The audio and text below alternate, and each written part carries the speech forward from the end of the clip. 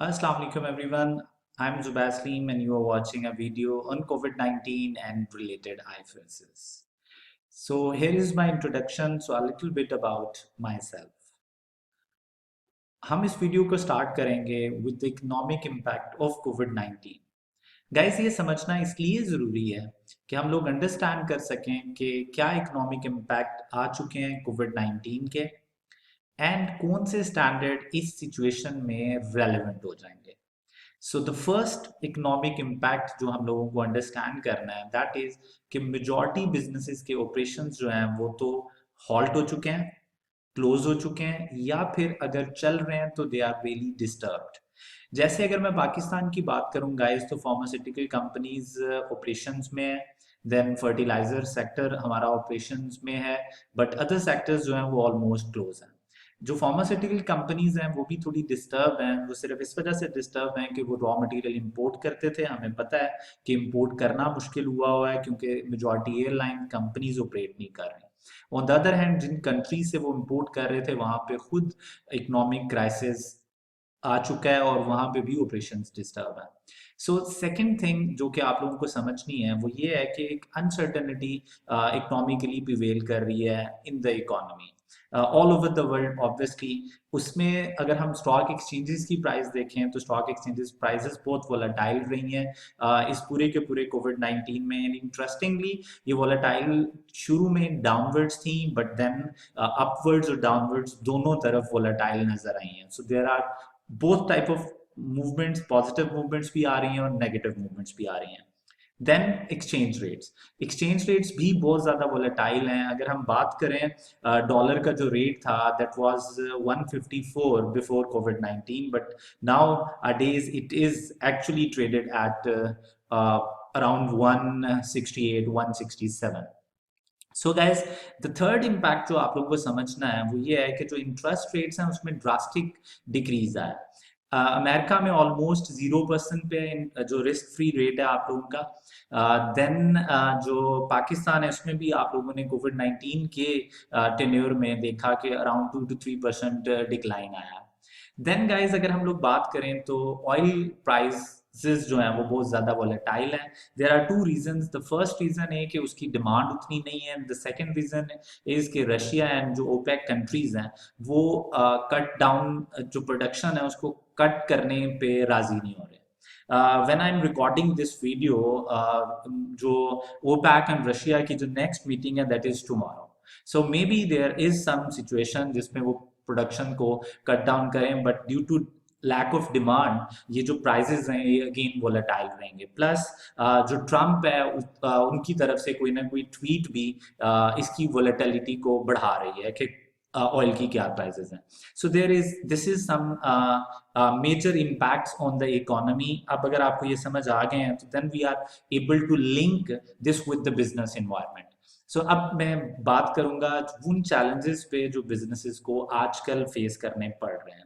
So the first economic जो challenge businesses को face करना पड़ रहा है वो ये है कि उनकी जो लिक्विडिटी पोजीशंस हैं, उनकी जो क्रेडिट वर्दीनेस है वो काफ़ी ज़्यादा डिटेरियोरेट हो रही है। उसकी पहली रीज़न तो ये है गाइस कि businesses are unable to generate the revenue, और उनकी जो कॉस्ट थी, जो फिक्स्ड कॉस्ट है वो एग्जैक्टली वहीं पे प्रिवेल कर रही है। गवर्नमेंट इंटरवीन कर रही है कि बिजनेसेस को ले ऑफ्स नहीं करने चाहिए ताकि इस क्राइसिस में जो लोग अपनी पेस पे डिपेंडेंट हैं उनको इश्यूज ना आए इकोनॉमिकली। सो बिजनेसेस के लिए लिक्विडिटी जो क्राइसिस हैं वो ऑलमोस्ट ऑन द एज है। हमें पता है कि हम लोग अपनी फाइनेंशियल स्टडीज में ये पढ़ाते हैं कि cash management is a subject. So हम लोग बहुत ज़्यादा कैश अपने पास होल्ड नहीं करते इन द बिजनेसेस। सो अब जब रेवेन्यू जनरेट नहीं हो रहे, एक इनफ्लोज का साइकिल डिस्टर्ब है बट आउटफ्लोज उस तरह हैं, तो इसका मतलब है कि there is a liquidity problem for the businesses, और ये बहुत मेजर इम्पैक्ट है।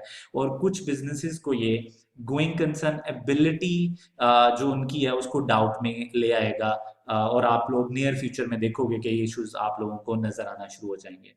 देन गाइज अगर हम बात करें दूसरी जो रीजन है, ऐसे बिजनेसेस जो कि फाइनेंशियल इंस्ट्रूमेंट्स में थे, उनकी बहुत ज़्यादा इन्वेस्टमेंट्स थी इन डेट इंस्ट्रूमेंट्स, या फिर उनके बहुत ज़्यादा रिसीवेबल्स थे, उनको एक फेयर है कि उनके जो रिसीवेबल्स हैं, उनकी जो पेमेंट्स हैं, उन पे क्रेडिट लॉसेस आएंगे, we can say that bad debts हो जाएंगे ये।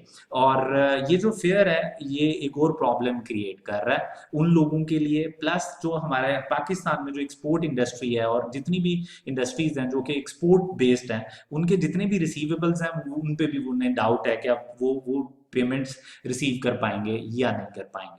देन गाइज जो थर्ड इम्पैक्ट हम लोग देखना चाह रहे हैं वो ये है कि आपकी जो इन्वेंट्री है वो पाइल अप हुई है।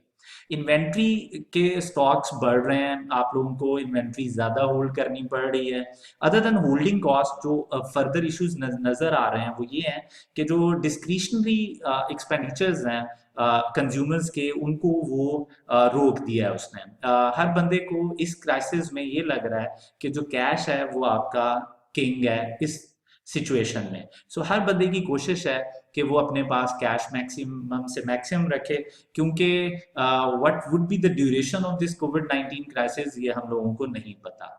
सो दूसरा, government is also shifting their expenditures. Government एक मेजर शिफ्ट लेके आ रही है अपने एक्सपेंडिचर्स में। ऑब्वियसली वो डेवलपमेंट एक्सपेंडिचर्स को कट डाउन करेगी, उसकी वजह से कुछ इंडस्ट्रीज डिस्टर्ब होंगी, वो कुछ एक्सपेंसेस को बढ़ाएंगी जिसमें से मेजर बेसिक नेसेसिटीज और हेल्थ के एक्सपेंडिचर्स हैं। तो ऑब्वियसली इन सेक्टर्स को थोड़ा बेहतरी की तरफ हम देखेंगे कि ये बेहतरी की तरफ जा रहे हैं। नाउ गाइज, अगर हम लोगों को इतनी अंडरस्टैंडिंग हो गई है तो अब हम लोग इस पोजीशन में हैं कि हम लोग समझ सकें कि कौन कौन से रिलेटेड आईएफआरएस हैं जो यहाँ पे रेलिवेंट हो गए हैं। सो तो एक्सपेक्टेड जो एक्शंस हैं जो कंपनीज लेंगी during this covid and in the near future, और उनसे रिलेटेड जो आईएफआरएस हैं उन पे हम बात करेंगे। So the first thing that is really important वो है कि हम नियर फ्यूचर में कुछ ले ऑफ्स देखेंगे। मेजॉरिटी लोगों को कंपनीज फायर करेंगी, क्योंकि अगर ये सिचुएशन प्रिवेल करती है तो they would not be able to generate revenues. इस सिचुएशन में आईएस 19 जो एम्प्लॉय बेनिफिट्स का स्टैंडर्ड है वो रेलेवेंट हो जाएगा, और ऑब्वियसली जो most relevant provisions of the standards हैं वो टर्मिनेशन बेनिफिट्स होंगे और पेंशंस की जो पेमेंट्स होंगी वो होंगे।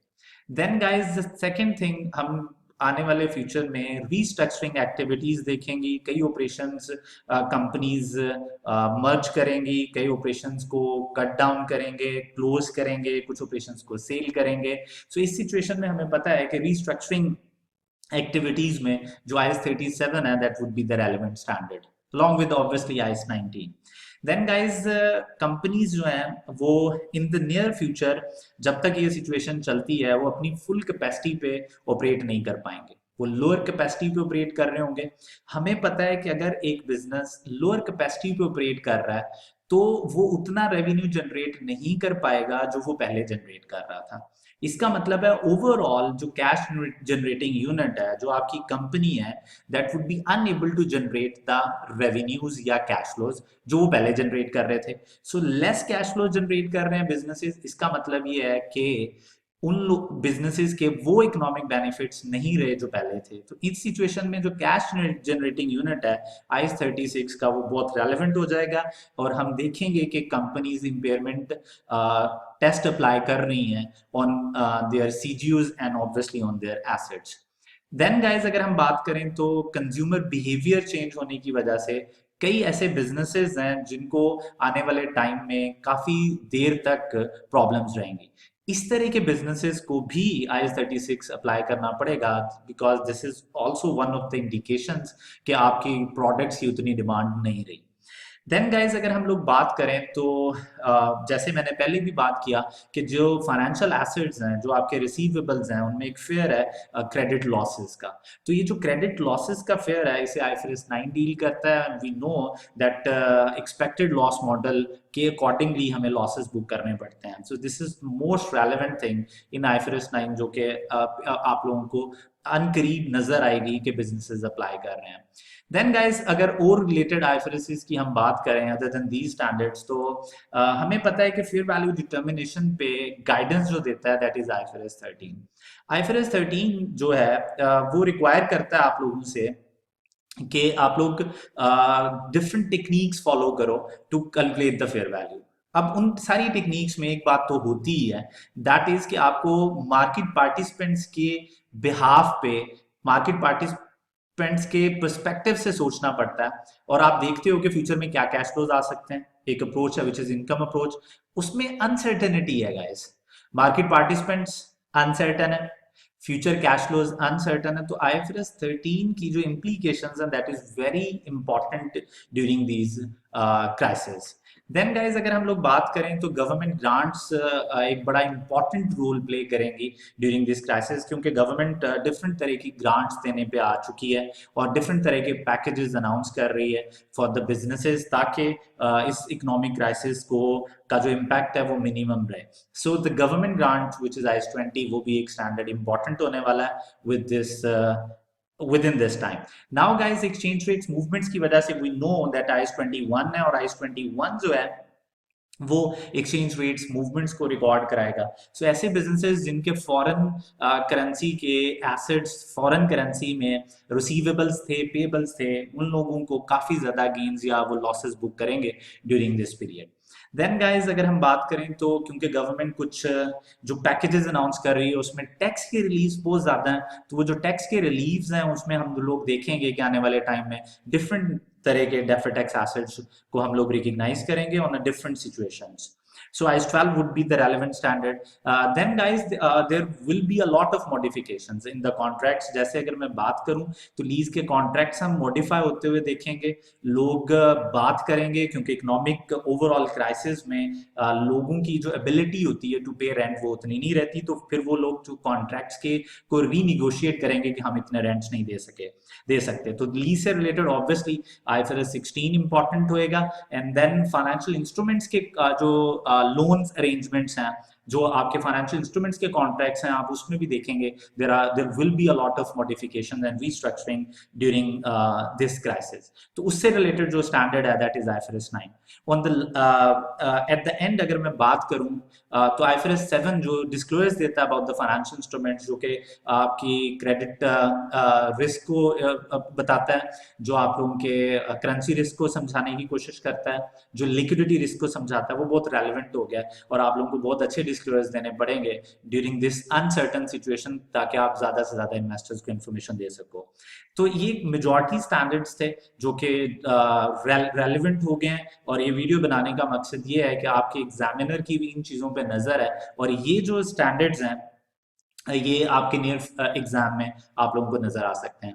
ऑन द अदर हैंड दूसरी रीजन जो इस वीडियो बनाने की है कि हम लोग जो हमारे पुराने स्टूडेंट्स हैं और हमारे जो कलीग्स हैं, हम उन लोगों को की नॉलेज थोड़ी रिफ्रेश कर सकें during this corona virus situation, ताकि वो अपनी रेलिवेंट सिचुएशंस में जब बात करें और जब ये स्टैंडर्ड्स अप्लाई करें तो बेहतर कर सकें। So you would see a lot of videos coming on these standards during this situation, guys. So this is all about this video, guys. So thank you so much, and you should stay home and stay safe. Thank you so much.